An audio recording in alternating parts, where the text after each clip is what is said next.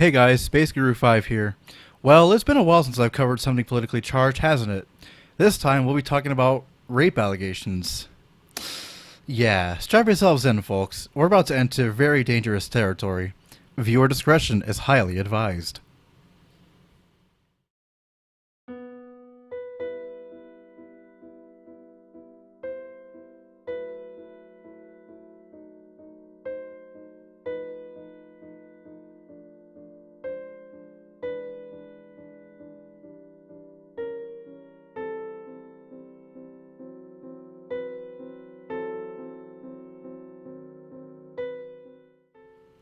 Before I begin, I'd like to introduce you to the subject of today's commentary. Enter Riley J. Dennis, a political commentator who champions the LGBT and fights for their rights, even though for the most part things are pretty much resolved now. There's a bit more to her than that, of course. She's also the type of LGBT person who go out of their way to force sexualities into places they don't belong, like for example when she talked about how Mario Tennis characters are queer. Bit of a weird choice there. She also makes videos about how white genocide isn't a thing and how polyamorous relationships should be more acceptable by today's society. Yeah, we're in for a far leftist train wreck today, folks. I should also point out that one of her suggested channels is Marina Shut Up, somebody I covered 2 years ago, who is yet another member of the Feminist Freak Squad. Just pointing that out. Today I'll be talking about a video by Riley discussing why she believes survivors and those who accuse Brett Kavanaugh of rape. The whole Kavanaugh brouhaha is too long and complicated to be explained in this particular video, but I'll try to give a synopsis of what's happened so far. Brett Kavanaugh was being considered for confirmation as Supreme Court Justice, which is one of the highest judicial positions in the entire country. However, as this appointment was considered, a number of accusations came out against him from women claiming he raped them, most notably Dr. Blasey Ford. These accusations were debated by the Senate and by the wider masses. Some wanted him to be disqualified, others wanted him to be appointed, and accusatory opinions about both sides ensued. This led to nasty, widespread bickering on both sides, with either opinion being associated with certain sectors of the political spectrum. This was yet another instance of needless politicization of a major issue in a decade replete with such instances. What came out of this incessant bickering? Well, you'll find out as I dissect Riley's video. Let's tune in and start slicing away. I should let you guys know right now that this video consists of a lot of pointless rambling, which is why I'll end up skipping a lot here. I'll still be aiming to address her main points directly regardless. That said, on with the commentary. For a while, I had no idea what I could add to this conversation or how I could make a video on this topic, because it seems very obvious to me that we should believe Brett Kavanaugh's accusers and not appoint him to the Supreme Court. End of story. Like, that doesn't take several minutes to explain. His accusers' accounts are highly credible. So you're saying that we should just assume these allegations to be true without any due process or trial? No, dude. There's perfectly good reasons why the United States justice system operates on the innocent until proven guilty notion and not the other way around, especially with the climate left in the wake of Me Too. However, I'll get into those as this video goes along. For now, just know that if we took all allegations at face value without questioning it, then hordes of innocent people will be punished just because somebody said they should be. That isn't justice, that's insanity. At this point, when I'm recording this, 5 different women have come forward, though that may have changed by the time this video goes live. The Me Too movement has been happening for long enough that folks should know by now to believe survivors. So what else is there to say? I'm not really sure there is much. Well, here's something to be said. While the Me Too movement has succeeded in bringing much-needed attention to survivors of rape, sexual abuse, and sexual harassment, it's also been used by opportunists to defame people who never committed such acts to begin with. If you don't believe me, look at what happened to Toby Turner, aka Tobuscus. He was accused of rape by his ex-girlfriend and just about everyone believed it, thus damaging his reputation. However, later on he made a video explaining that the accusation was bullshit. Regardless of whether or not you believe him, you can't deny that things like this can and certainly do happen. See also Gordon Ramsay. Empowerment should mean that your voice gets heard just as much as the others, not that your voice should overpower the others. Learn the difference now or stay quiet. Also, if you're not so sure you can add much to this discussion, then why the hell are you even talking about it? I do think it's really important to talk about this stuff and to voice our support for survivors, which is why I'm making this video. Oh, so basically you're just making this video to cash in on it under the pretense of spreading awareness. Good to know. If that seems a bit harsh to say, just look at your lack of sources and your overwhelming presence of social media links. Yeah, that says just about everything for me. I try to make videos about topics like these educational and informational and sum up everything you need to know about this topic. But this time, more Kavanaugh accusers are coming forward every day. Senate Republicans keep finding new ways to be shitty. Hold the phone. You're making seditious remarks about senators of a political party? What basis do you have for this? Obviously you don't have any, because there are certain Republican senators who aren't 100% trusting of Kavanaugh either. Just look at Senator Jeff Flake, for example. He agreed to have the FBI investigate Kavanaugh when the Democrats put that prospect on the table. He also stated he wouldn't be voting to confirm Kavanaugh until the investigation was conducted. If he really wanted to keep things covered up, he wouldn't have agreed to such an investigation in the first place. Hell, even President Trump gave the order to conduct it just a short while later. It's egregiously unfair of you to demonize an entire political party when there are actual Republicans, both in and out of office, that agree that the claims against Kavanaugh should be investigated further. If you'd rather generalize people based on what political party they associate with, then why should I give your statements any attention? By the time this video goes up, things could have changed a lot. So I don't think I have anything to add there, but I think the reason I want to make this video and the main point of this video isn't necessarily to tell you everything about the Kavanaugh situation. It's just to voice my support for survivors.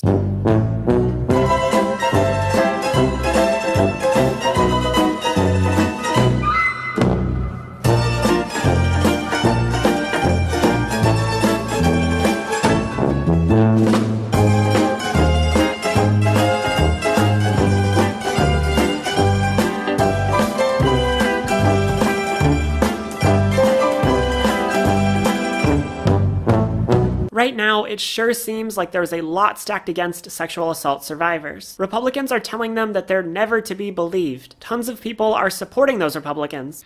I really detest how so many issues get turned into non-existent Democrats versus Republicans drivel, because doing so prevents real discourse from happening and thus enables people to be discursive about important issues. It's exceedingly dangerous to overly generalize the opposition in such a way, because you risk attacking straw men and thus making yourself look less credible. Political discourse should never be a matter of us versus them. It should always be a matter of, let's work together to find a solution we can agree with. And what do you know? Both Democratic and Republican senators are agreeing to investigate the rape allegations further before voting to confirm Kavanaugh to the Supreme Court. If you can't be bothered to be mature about serious discussions, then you just flat out shouldn't be adding to or starting any serious discussions. Plain and simple.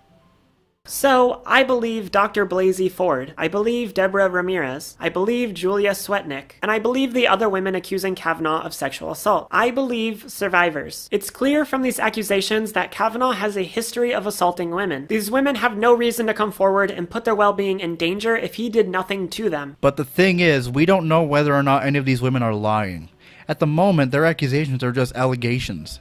They haven't been proven to be true or false yet, so we can't definitely say for sure whether or not Kavanaugh even did anything to them. If he did do something, then sure, he should be dealt with accordingly. However, if he didn't do anything to them, then you're just going to look like a total asshole for immediately siding with liars. I'm not saying that you can't or shouldn't support rape victims, but at the same time, you shouldn't automatically take what they say at face value. Crocodile tears exist, and so laws against slander and defamation exist. Basically, just be careful who you trust. Dr. Blasey Ford has already had to move to stay safe from death threats after coming forward. His accusers even have the President of the United States against them. I wouldn't wish that on anybody. Nobody would do that and put themselves in that situation if they didn't have a really good reason. And that reason is that they don't want a man who sexually assaulted or attempted to sexually assault them sitting on the Supreme Court. Their accounts are credible and follow patterns that align with other sexual assault survivors. To dismiss them outright is to say that you don't care about survivors and that all you care about is putting Kavanaugh on the Supreme Court, which is what Republicans are doing right now. It's hard to describe this in any other way than sickening. Well, just so we're clear, I'm not dismissing them outright. I'm just saying that allegations are only allegations until they are proven to be true or false. You can't accuse someone of something and then expect it to just automatically be taken as fact. That's why trials exist. That's why the whole justice system exists. If you're not satisfied with the way it's done here, then maybe you should consider becoming a legal expert. Then you'll see how far your notion of guilty until proven innocent goes. Republicans want to vote on confirming Kavanaugh before hearing all these women out. Republicans don't care what his accusers have to say. That's scary. He's not even being put on trial for his actions. He's just losing a chance at an extremely powerful job. People get denied jobs for all sorts of lesser reasons. He should absolutely be disqualified for having these accusations against him. So you want someone to be disqualified from holding a federal position because of things that haven't been proven yet? It's a bit premature to be calling for something like that right now. Just because you think someone is guilty doesn't mean that they already are guilty. That's why we have due process to determine the indisputable truth. You could at the very least wait for the allegations to be proven or disproven to make a judgment call, but then you wouldn't get the extra clicks for talking about hot-button issues and exploiting emotions. Again, real subtle there. Lots of folks have been saying that Kavanaugh's accusers weren't assaulted because they didn't report at the time, but there are a plethora of reasons why someone might not report. Go on Twitter and read through the Why I Didn't Report tag, and you'll see so many people who have stories about why they didn't report their rapist or abuser. It's not uncommon. While I could certainly understand not wanting to report rape or sexual abuse, the judicial system implements a statute of limitations. This is a statute that specifies the maximum length of time any prosecution can be administered for a non-capital offense. In the case of the United States, the limitation is 5 years, so anything that happened before this date 5 years ago cannot be held for prosecution unless it is otherwise expressly provided by law. And in case you're wondering, rape and sexual abuse are not capital offenses in the United States. Capital offenses here include murder, genocide, espionage, and treason. I'm not saying that there can't be exceptions for reporting non-capital offenses, but those don't happen very often. I'm also not saying that you should be expected to just suck it up, report the crime, and move on as though nothing happened. I know that the psychological effects of rape and sexual abuse will never go away, even if the rapist or abuser winds up thrown behind bars. However, just know that in the United States, there certainly is a time limit for prosecuting someone in court for non-capital offenses. 5 years. Know the number. I don't know what's going to happen with Kavanaugh. Right now, it seems likely that Republicans are going to confirm him for the Supreme Court regardless of the allegations. But if we continue to speak out and support survivors, maybe we can convince them not to. There are a few senators who could be swayed, so please call your senators and urge them not to confirm Kavanaugh. It would just be such an insult to survivors everywhere if this man were to be appointed to the Supreme Court. I know this video was posted on September 30th before the vote to confirm Kavanaugh was carried out, but on October 6th, he was officially sworn in as Supreme Court Justice. This motion was done because the FBI investigations proved fruitless, thus the allegations made against him remained allegations. I should point out that there have been people on both sides saying the investigation wasn't thorough. However, it should also be mentioned that each of the allegations against him were over things that happened in the early 1980s. Obviously, since these events happened more than 35 years ago, there just isn't going to be quite as much evidence for them still floating around anymore. Again, see the Statute of Limitations. You can interpret Kavanaugh's swearing in however you want to, but the fact remains that he was still sworn in because the investigations didn't turn up sufficient evidence, and they just wanted to get on with it. That's not to say that terrible things didn't happen to these women, but the fact that they waited nearly 40 years to come forward with these allegations certainly put the odds against them. If you want more examples of this, look at the dozens of women who made allegations against Bill Cosby for things he allegedly did to them in the 60s and 70s. All of them were dismissed because the statute of limitations had long since expired for them. It was for more recent incidents that Bill Cosby wound up being imprisoned for aggravated indecent assault.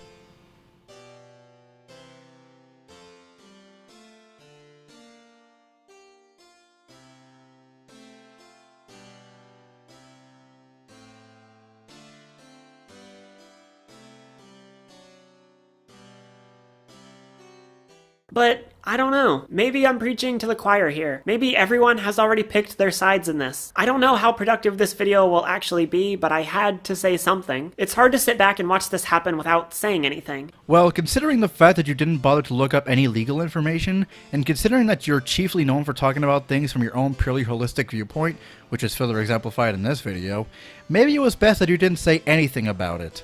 The only reason why this issue is so divisive here is because we have way too many people like you talking about this that have no idea what they're even talking about. In this case, you have to look at things from a legal perspective because the justice system doesn't care about how you feel about an event, it only cares about what you did during an event. End of story. Ignorance of the law is not an excuse. Please, if you're on the fence about this issue at all, try to have compassion for these women. They have gone through and continue to go through so much, and they need our support right now. Think about what you would do in their shoes. Think about the support you would want. Believe them and believe all survivors, even if they're your friends. He's a nice guy to me isn't a solid defense because people can be nice to one person and rape another. Rapists aren't always the creepy, friendless person in the bushes. Often they're very charismatic, well-liked people who use their social power to silence the people they abuse. I believe Dr. Blasey Ford and the other accusers. I believe all survivors. I hope you do too. Thanks for watching, everyone, and I'll see you next time. And that's the way this Roadrunner runs. Before I continue with my final thoughts, I'd like to clear up a few things that may have been lost in translation during my interjections. I have nothing but sympathy for survivors of rape, sexual abuse, and sexual harassment. I know people in my real life who have gone through those things. I think that the people who commit such actions against others should face criminal charges. However, if you want to think about bringing these actions to court, you have to consider all the legal ramifications and statutes. Even if the judicial path isn't fruitful and the rapist or abuser gets away with it scot-free, just know that you will always have the support of those who are close to you and you can trust. If you decide to accuse me of being a rape apologist for the things I've said here, just know that you are completely in the wrong and you should be ashamed for trying to slander me. Now for my final thoughts on this video. Talk about a vapid waste of time. This video was just a 5-minute ramble fest that didn't even once consider the legal perspective of the Kavanaugh situation. I again must ask why she made this video in the first place when she even acknowledged early on that she wouldn't go in depth about it. It was her choice not to elaborate on this whole ordeal thus far that proved to be her biggest hamartia. This seriously felt like another one of those pointless webcam rants made by random nobodies so they can talk about whatever current topics they want to, without bothering to do their own research or providing any meaningful commentary. See Jason's opinions if you want a good parody of them. This is sadly the case with all of Riley's content, this video included. I have no idea why anyone would ever take her seriously when she doesn't say anything worth a damn. This just goes to show that you need to actually put effort into contributing to real discussions, even those as rife with vitriol as the ones about Kavanaugh. The Kavanaugh situation as a whole was one of the most overly dramatized things ever, mainly by those in the wider public below the federal levels. This whole ordeal got people on both sides showing their best and worst forms, mostly their worst. As I've stated before, this was just one of many controversial topics that occurred in the 2010s, and there's no doubt we'll continue to see things like this in the upcoming 2020s. If there's anything to be taken away from this situation, it's that emotion should never be used in place of logic. Otherwise, you just wind up with nonsense like what happened to Me Too and other related movements, as well as what happened in this fucking situation. That's about it for today, folks. I'm Space Guru 5, and, as always, take care, everybody.